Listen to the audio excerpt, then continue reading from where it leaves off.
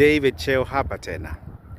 Unachokiona hapa mtazamaji ni makazi ya mji wa Antioch katika jimbo la California nchini Marekani. Tazama mji ulivyopangika vizuri, watu wanavyofurahia mazingira haya, nyumba zilivyojengwa vizuri, na wana sehemu nyingi tu za kuweza kufurahia maisha yao. Kufurahia maisha wakiwa viumbe huru. Ninachotaka kuzungumzia, msikilizaji, ni swala la kuwa kiumbe huru. Kuwa huru ni uwezo wa kujiamulia mwenyewe ni kipi unachokitaka, kipi kinachokufurahisha, kipi kinachofanikisha maisha yako.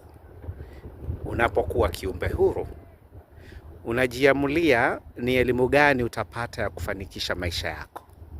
Unapokuwa huru, unajiamulia ni sehemu gani utaishi ya kukupa wewe furaha, amani na utulivu.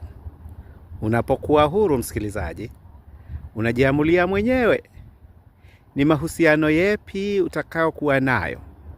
Ni yupi atakuwa rafiki wa karibu na ni yupi utamuambaa kama sumu baridi.